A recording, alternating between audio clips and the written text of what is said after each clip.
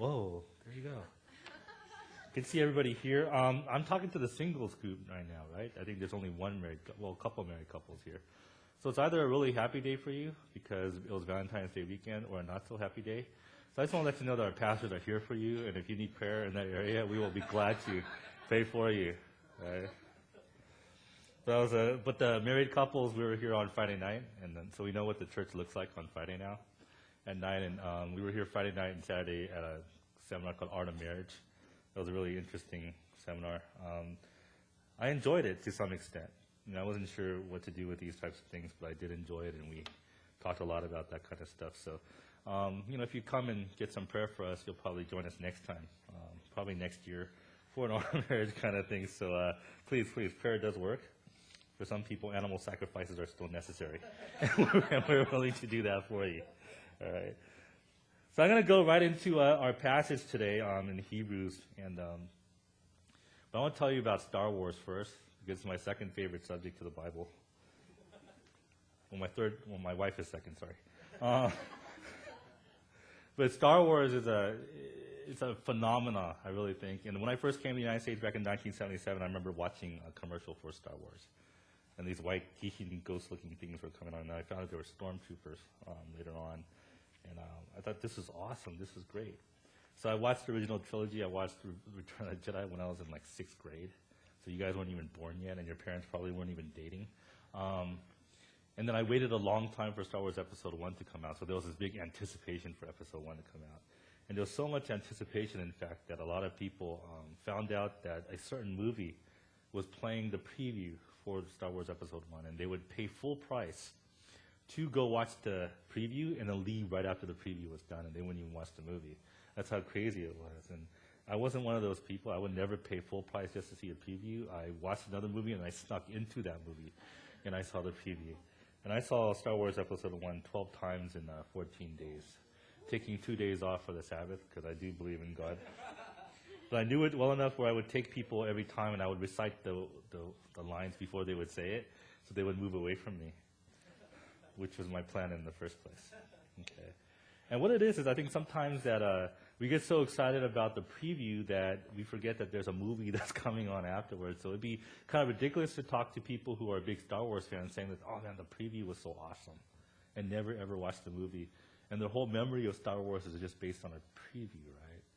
Like, for example, you know it's a bad movie when you see the preview and then you see the movie and you go, well, I already saw the good parts of the movie because all the good parts were in the preview, right? There's nothing else better than that. Now, the people that the author of Hebrews is speaking to has a similar kind of fixation to a preview and not the actual movie itself.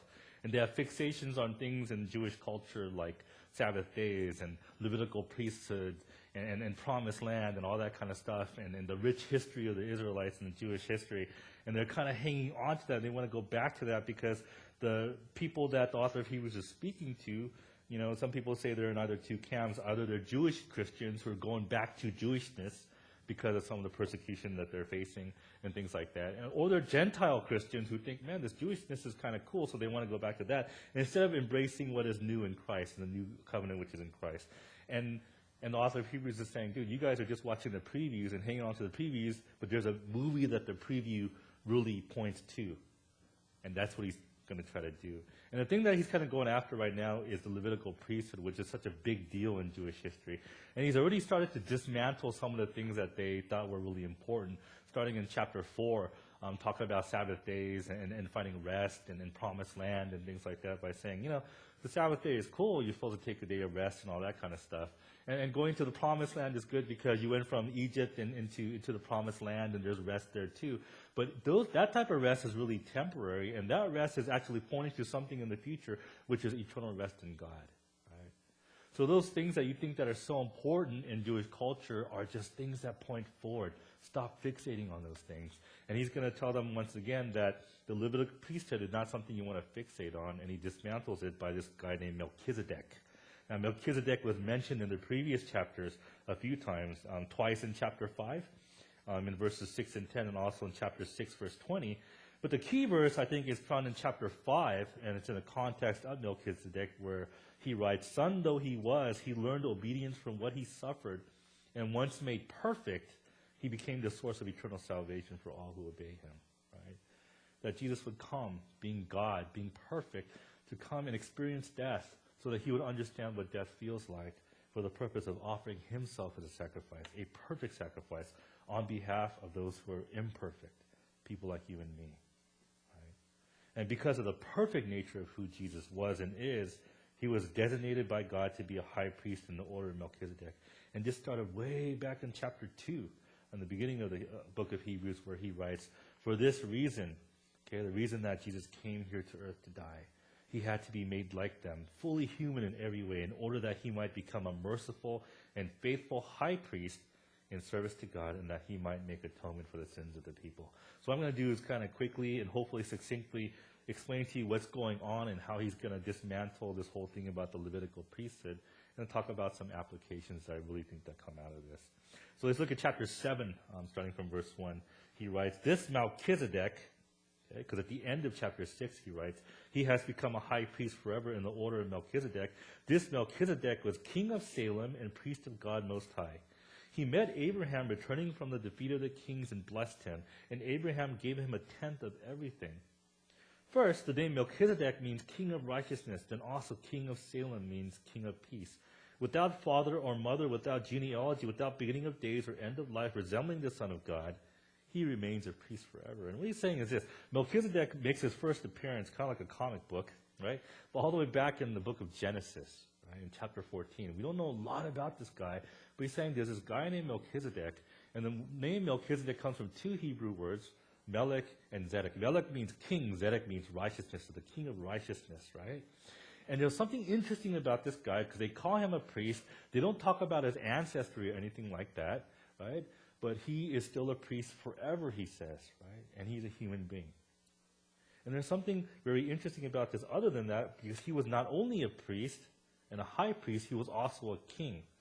And Abraham gave a tenth of the plunder that he got from fighting these other kings and gave it to Melchizedek, and that's what he says. And he remains a priest forever, this guy. And then he says this, verse 4, just think how great he was. Even the patriarch Abraham gave him a tenth of the plunder. Now the law requires the descendants of Levi who became priests to collect a tenth from the people, that is, from their fellow Israelites, even though they also are descended from Abraham. This man, however, did not trace his descent from Levi, yet he collected a tenth from Abraham and blessed him who had the promises. And without doubt, the lesser is blessed by the greater. In the one case, a tenth is collected by people who die, but in the other case, by him who is declared to be living. One might even say that Levi, who collects the tenth and paid the tenth to Abraham, because when Melchizedek met Abraham, Levi was still in the body of his ancestor. And this is what he's saying. Okay, here's a Levitical priesthood that was a big part of Jewish culture. And they did sacrifices and ceremonial things and all that kind of stuff. And this whole system that they had. But there was a guy that even predated that named Melchizedek that came all the way in Genesis, right? And he's saying that Abraham, during that time, gave a tenth of his plunder to this guy named Melchizedek. Now you go back to the Levitical priesthood. The way that the Levitical priesthood kind of lived and made their living was all the rest of Israel, they would give a tenth from the rest of Israel to the priests, and that's how they lived, right? But then he makes this argument. If Melchizedek is here, and then Abraham is kind of here, Abraham is with Melchizedek, and then Levitical priesthood is here, and then Melchizedek comes first, and if Abraham gave a tenth of everything that he had to Melchizedek, and Levi is a descendant of Abraham, and Levi got a tenth from other people, so technically Levi kind of gave a tenth of their stuff to Melchizedek too, because Levi was a person that came from the descendant of Melchizedek. Not Melchizedek, Abraham. Very interesting. So he's saying that Melchizedek is, as a high priest, is far superior than the Levitical priesthood. That's the first part of his argument. Now, the second part of his argument is this. Now, Melchizedek is what's called a type of Christ. And there's a lot of things in the Bible, especially in Genesis, that's called typology. And Melchizedek is, again, a preview of coming attractions to another high priest that had to come, specifically Jesus Christ. And that's the point that he's making, starting from verse 11. If perfection could have been attained through the Levitical priesthood, and indeed the law given to the people established that priesthood, why was there still need for another priest to come, one in the order of Melchizedek, not in the order of Aaron? He's saying if the Levitical priesthood was enough, if these ceremonial things they did was enough, and these priests were enough, why were they expecting another priest to come in the order of Melchizedek? Why? Right? So he says, for when the priesthood is changed, the law must be changed also. He of whom these things are said belonged to a different tribe, and no one from that tribe has ever served at the altar. For it is clear that our Lord descended from Judah, and in regard to that tribe, Moses said nothing about priests, because all the priests, the Levitical priests, came from the tribe of Levi, but this priest, Jesus, comes from the tribe of Judah. And what we have said is even more clear if another priest like Melchizedek appears, one who has become a priest not on the basis of a regulation as to his ancestry, but on the basis of the power of an indestructible life. For it is declared, and he quotes from Psalms chapter 110, verse 4, you are a priest forever in the order of Melchizedek. And later on in verse 21, he says, the Lord has sworn and will not change his mind, you are a priest forever. So the argument that he's making is this: there needs to be another priest that comes from Melchizedek. The Levitical priesthood is not enough. Here is Jesus Christ, who has characteristics. He is the King of righteousness. He's not talking about ancestry. He didn't come from the tribe of Levi, neither did Melchizedek, and he's the priest that comes. And starting from verse 26, he really nails that argument when he says, such a high priest truly meets our need. One who is holy, blameless, pure, set apart from sinners, exalted above the heavens. Unlike the other high priest, he does not need to offer sacrifices day after day, first for his own sins and then for the sins of the people. He sacrificed for their sins once and for all when he offered himself. For the law appoints as high priests men in all their weakness. But the oath which came after the law appointed the Son who has been made perfect forever. And the argument that he's making is that Jesus as a high priest never had to offer sacrifices for his sin because he was sinless. And he was perfect. In fact, that he would be the perfect offering on behalf of people. And because of that, he is a high priest that truly meets our need. Okay? So that's the end of chapter 7. Now I'm going to get into chapter 8 quickly. And he kind of explains the reason why he's making this argument in verse 1. He says this: now the main point of what we are saying is this: we do have such a high priest who sat down at the right hand of the throne of the majesty in heaven, and who serves in the sanctuary, the true tabernacle set up by the Lord, not by a mere human being. And he's saying Jesus is up there in heaven in the true tabernacle, in the presence of God, not by a tabernacle made by human hands, but made by God. But every high priest, in verse 3, is appointed to offer both gifts and sacrifice. And so it was necessary for this one also to have something to offer. If he were on earth, he would not be a priest, for here are already priests who offer the gifts prescribed by the law. They serve at a sanctuary that is a copy and shadow of what is in heaven. This is why Moses was warned when he was about to build a tabernacle, see to it that you make everything according to the pattern shown you on the mountain. But in fact, the ministry Jesus has received is as superior to theirs as the covenant of which he is mediator is superior to the old one, since the new covenant is established on better promises. And he's saying this: the tabernacle, right, the presence of God, the symbolic of that, right, there were specific instructions that Moses had to follow. Why? Because it was a preview of coming attractions to Jesus being a high priest in the tabernacle in heaven.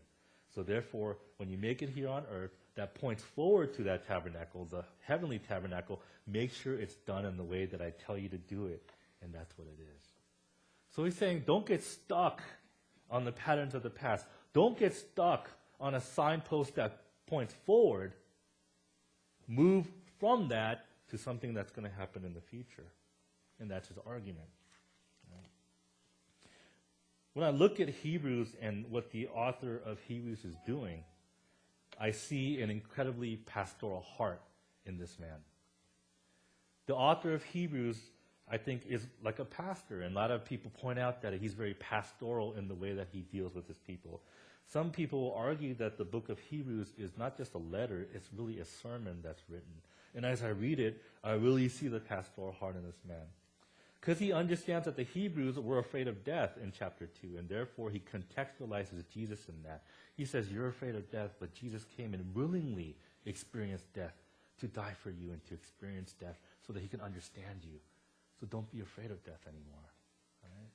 In chapter 4, he talks about how they're kind of immature as Christians. Why? Because they're not able to explain the things of God and teach other people. And he says, I'm going to give you a solution to that too. Jesus needs to be your anchor. Jesus needs to be your comfort. Jesus needs to be the soul and the core of everything that you do and who you are. Right? And the rest that you see in the Sabbath and the rest that you think about in history isn't really enough because, again, it points to a final rest with God that only comes through Christ.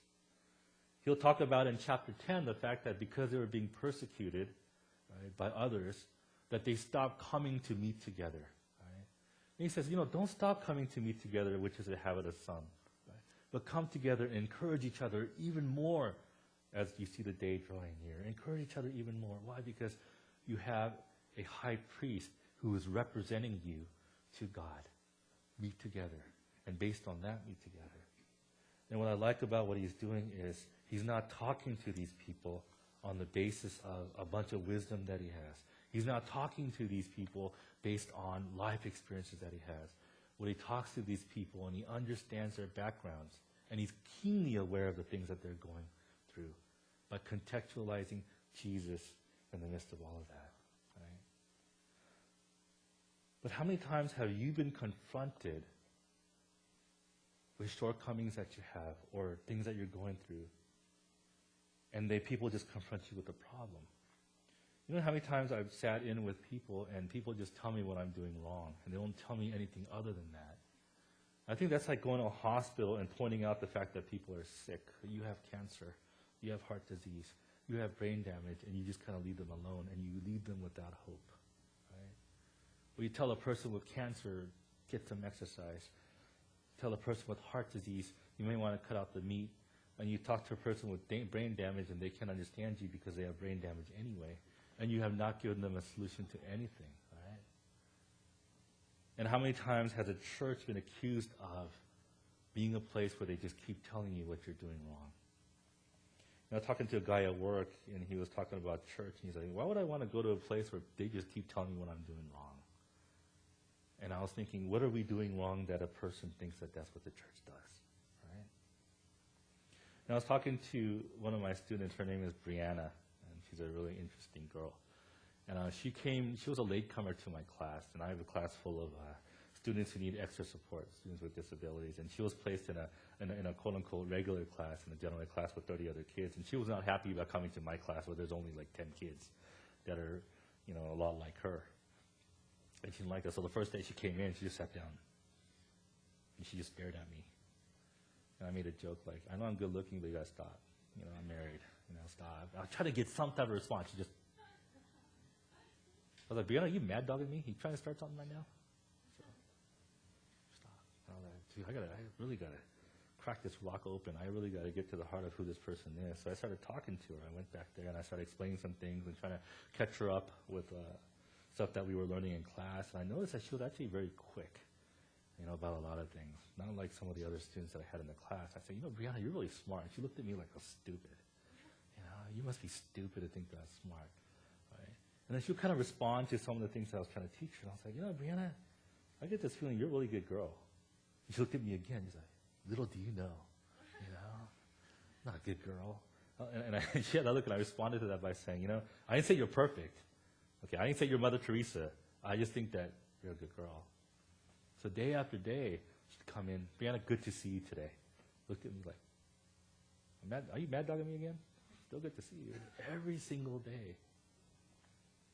And then it started smiling a little bit. So, like this past week I sat down with Brianna, and every day I was like, you're a smart girl, you got so much potential. And I was going to give examples. I was like, man, your mind is like a Ferrari, but you act like a Hyundai. And then she said, what's a Hyundai? And I was like, oh. I was like, your mind is like a Ferrari. You didn't know what a Ferrari is, but you're using it like a junk car. And she's like, I'm not a car. I'm a human being. I was like, okay. Maybe your brain is a junk car. I don't know. You're not understanding what's going on. But after a while, I think she got the point. And when I was just talking to her, and because she was so proud of the fact that out of 100 points on the test, she had scored 30. And I was like, I think, Brianna, you can do better than that. I think you're a much better person. I think you're a much smarter person than that. And she just sat there. And I just said, Brianna, and I sat down on a chair right next to her, and I got in my sermon pose. And I said, Brianna, has anybody ever told you that you're stupid? She said, my mom, my dad, my brother, and my sister. She answered really quickly. But how does it feel like when your family members tell you that you're stupid and she didn't say anything? Right? So I thought, I don't care what anybody says, I don't think you're stupid. Right? Because again, is a solution in a situation like that to constantly focus on what she is not as opposed to what she is, right? Is the solution to focus constantly on the problem and not her identity, right? Not her character, not her potential as a person. And then I kind of switched it around a little bit. I was like, I get this feeling that a lot of other adults have told you you're a much better student than you are. And she slowly nodded her head. I was like, who else has told you that? My third grade teacher, my fourth grade teacher, my sixth grade teacher, my seventh grade teacher. I was like, I don't know about them, but I'm Asian, so I'm smarter than they are. And I think that you're a lot better than what you think you are. And there's other adults who have seen you and said the exact same thing. Maybe we're onto something, and I don't even know who these people are. Right? I think the author of Hebrews does something very similar. He doesn't focus on the problem constantly. He doesn't go to them and give them some short little snippets of what they need to do. Or little fortune cookie sayings, right? That aren't complex enough to really speak to a very complex situation. Right? Rather, he just puts Jesus at the center of everything that he says to these people. That Jesus is superior to your thoughts. Jesus is superior to your thought patterns. Jesus is superior to even the culture that talks about God. Right? And talks about a Messiah. That Jesus is better and superior than that. And that's what he expertly does throughout these chapters. He does it in chapters 7 and 8. Jesus is superior than the Levitical priesthood. And he proves it. And I was thinking, how much of the wisdom that we speak to one another and the conversations that we have in our various ministries, does it really focus on the personal work of Jesus? That I can get Jesus and contextualize it in your situation. That Jesus speaks to your situation. If these words are true in verse 26, that such a high priest truly meets our need, one who is holy, blameless, pure, set apart from sinners, exalted above the heavens, that's some high language there. If that's true, and I think that it is, shouldn't he be the center of our discussions when we speak to one another and minister to one another? I would say that he is. I was thinking to myself, too, especially in the last few months, because, I'm kind of weird. I'm complex in many different ways. My wife knows it. And I've gone backwards in terms of Christianity. I think a lot of people are very hostile toward Christianity at the beginning of their Christian walk, and then they kind of lose a lot of their hostility. I was never hostile to Christianity at the beginning of my Christian. I became more hostile towards Christianity by being with Christians and being in churches. Which may be similar to many of your experiences. But even as a pastor, that's what I found to be true in many cases. And I found that, why do I feel like that? Why am I so angry? Because I think that I feel like I've been duped. I've been given a lot of little fortune cookie sayings over the years of all the things that I needed to do. And I realized how tired I was by trying to do them, right? And as a pastor, as I minister to people, the hardest people to minister to are the people who tried so hard to be good Christians and tried so hard to be certain types of Christians. They've been told their entire lives what they were doing wrong and what they needed to do in order to fix it, and they failed every single time because we know deep down inside you can't get past that. You can't find perfection on your own. And people know it. And then you're going to go at those people again and saying, get up and try again when they've tried their entire lives? Maybe all they need to be told is Jesus is superior than your works. Jesus is superior than your efforts to be perfect, because only in Jesus do you find perfection. And I was wondering to myself, if I had been taught that when I was a lot younger, maybe I'd have a different experience at church. Because that also leads me to believe in something else, and which kind of puzzles me too. Is there really much difference between Christians and non-Christians? It's one of the questions that I get asked a lot. And I was working with a teacher at another church where she asked me, you always talk about how, we're supposed to be salt and light and all that, but I don't see any difference between Christians and non-Christians. And And I can see that in the statistics about marriage and things like that too, which is why we have programs like Art of Marriage and ministries like that really address that. But they're saying that the secular divorce rate is about 50%. So people who get married today have about 50% chance of making the marriage work. Marriage will survive. And they did like a survey among Christians too, and they did one at Biola University. And they found that the divorce rate among Christians was about 50% too. And some evidence suggests that our divorce rate is actually even higher, like 51, 52%. How can that be? Are we that much different?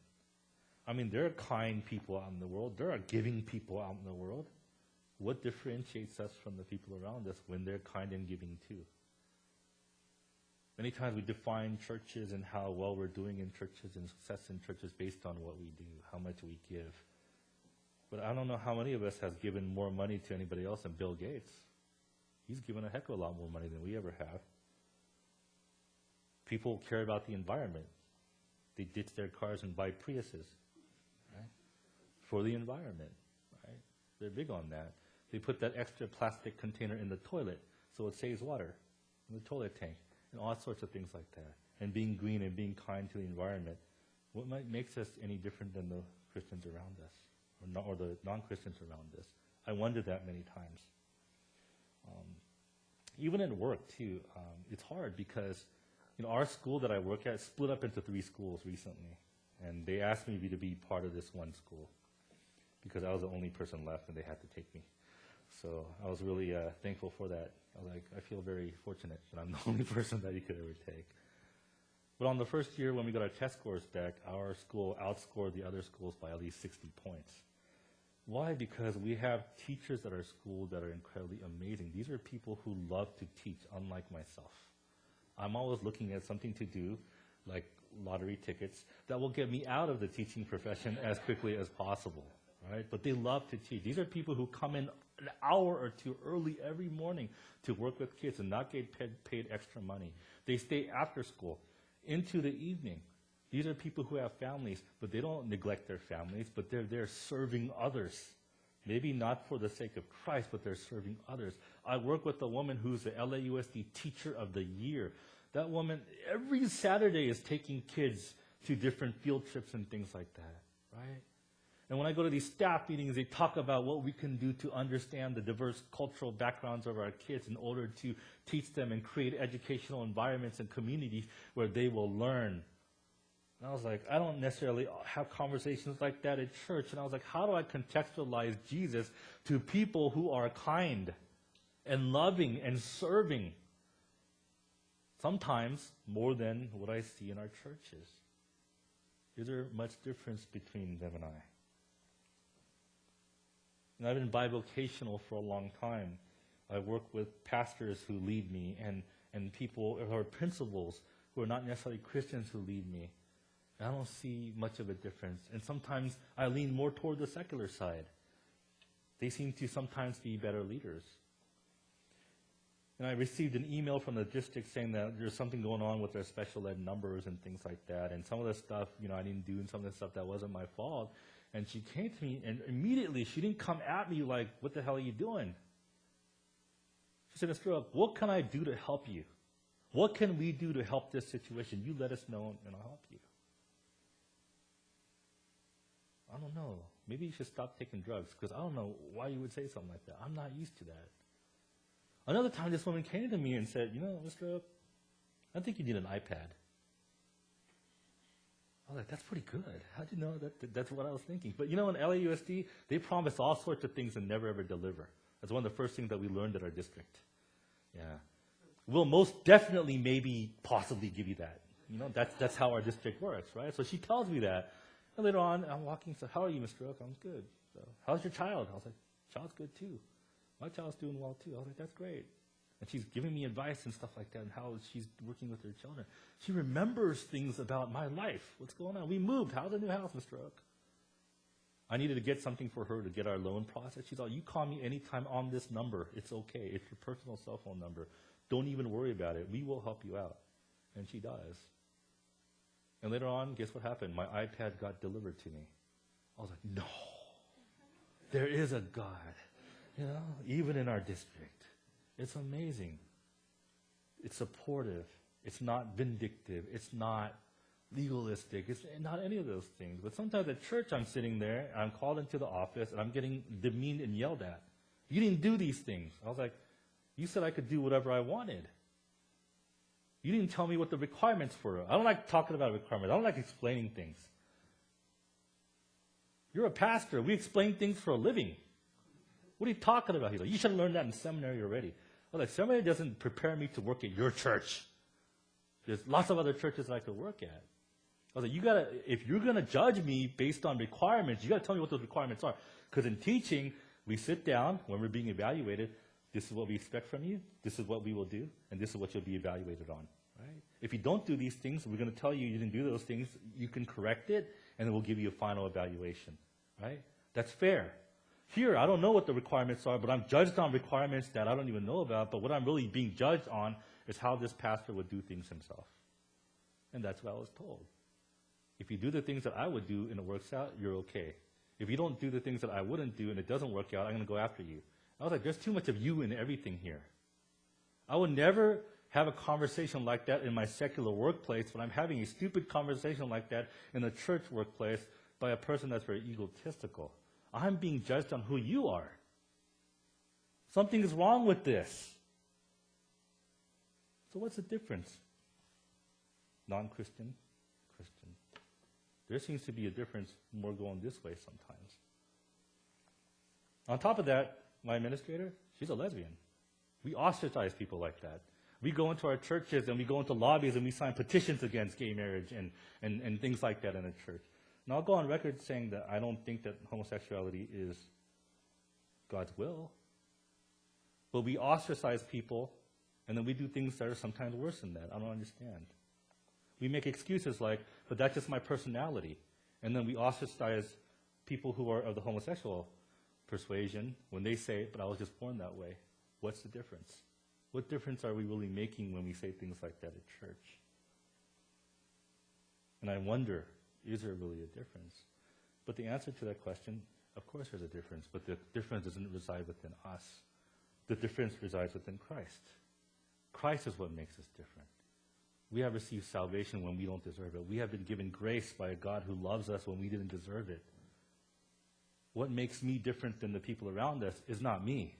What makes me different is because I'm transformed by the one who has loved me and given so much grace to me. If that's the case, if that's what differentiates me, shouldn't I talk about him more than myself? I think we should. And the author of Hebrews does. And he contextualizes Jesus to specific situations within their life. And I'm wondering, how well can we do that when we talk to people around us? Can I look at you when you're dealing with problems of materialism and say, you know what? When you have problems with materialism, what does that tell you about the things that you need? What does that reveal about the needs that you have that you can't find in Christ? What if I told you that Christ fulfills those needs and he died for those things at the cross? He's freed you from having to feel fulfilled by material things. Right? Can't I contextualize Jesus in a situation like that? Being the high priest who came to this earth and lived a life that was perfect and understands you and me. Right? When I have problems in my marriage, why can't I contextualize Jesus for that? Because we know, so I was going to the Art of Marriage thing, and I was like, man, just 2 days of videos and all that kind of stuff, and I was like, how do you kind of deal with, something that's so complex in 2 days, right? But at the same time, I was like, I'm going to get a bunch of advice, and I wonder how much of this advice is really going to help. So I was like, sir, I don't want to go. I already know what the issue is. The issue is this, and I think it's as simple as this, but incredibly hard to implement. It's like, I have problems in my marriage with you, Sarah, when I don't love you as Christ loved me. That's my problem.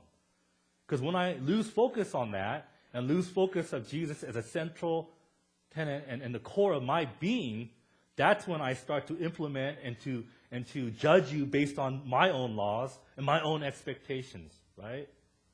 I forget that I'm a messed up sinner who constantly messes up over and over and over again and doesn't do the things that God wants me to do, but he forgives me and he loves me all the time. And then I turn around and go to you and I was like, you never listened to me. right? And you're not obeying the things I've expected you to do, and I'm being a hypocrite because I've forgotten that I've been forgiven by God through Christ. Isn't that my main problem? And it is. But too many times I've gone to churches and heard pastors say, marriage is like a triangle. What? There's 180 degrees, and the sum total of our marriage? Is that what it is? It's the centrality of Jesus. What's going on in me, right? What is it saying about myself that I need something or someone else other than Jesus? And how do I contextualize Jesus for situations like that? I think that's what Hebrews teaches us constantly. I'm not going to talk about Melchizedek with you, when you're having marriage problems. But I should talk to you about how Jesus is superior to your thoughts, right? And what those thoughts reveal about how much you need Christ. I think Hebrews really teaches us that really well. If Jesus is the answer, and he is, if Jesus is the high priest that will be high priest forever, as he argues that the Levitical priesthood always stops and starts and stops and starts because the priests eventually die. But the high priest, who is Jesus, will never die, and he's eternal. And he'll always understand and always be an advocate for us. So if Jesus is the answer, and he is, how do we exemplify Jesus as the answer? How do we contextualize Jesus in our lives and the people around us? How does our church, our ministry, our community here contextualize Jesus in the everyday, sometimes even mundane experiences that we have every day living here on earth while we await final rest with Christ? Can we contextualize Jesus to our audience just as the author of Hebrews is able to do with us? We can only do that when we realize that Jesus has to be the core of everything. Right? That my first reaction in my life is to go towards the one who is my high priest, who mediates between myself and God, and who understands me. Okay? Let's spend some time praying to the Lord and responding to him. It's easy to say that Jesus is our Savior, and I've seen a lot of bumper stickers that say that. Right? And so much of Christianity sometimes is these little bumper sticker sayings, these fortune cookie sayings that have some truth in them but lack the power within that truth because it's somehow disconnected from Jesus Christ. Who is our high priest? Who is our advocate? Who is our mediator? Who is the one that stands in the heavenly tabernacle advocating for us because he was one of us and he still is? That he would come as God, a perfect human being, and take the form of something that should have been perfect and it was perfect but fell, and that he would willingly die for those who didn't deserve it. And he would do so willingly so that he could experience death and understand what death is, so that he can teach us not to fear it. That he can show us that every need is fulfilled in him, and that we find our sufficiency within him and nothing else. And maybe this is a time that we come before the Lord and say, Lord, I really want to know what those words mean. I really want to know what it means to find my sufficiency in Christ. I really want to know that I just want Jesus more than anything, that Jesus outweighs and trumps anything that I think of. That in fact, my needs that come out through my anger and my frustrations and all that kind of stuff just tell me and point to Christ. And that my final fulfillment is only in him and not anything in the world around me. And maybe this speaks to your experience, and that you can come before the Lord right now and just say, Lord, I just want Jesus more than anything, and that he is far superior. And that, Lord, you would also teach me to contextualize Jesus to the people around me. Because if I really believe that that's true, that Jesus is my everything, and that I find my sufficiency in him, that I would be able to explain and teach that to others around me. So let's make that our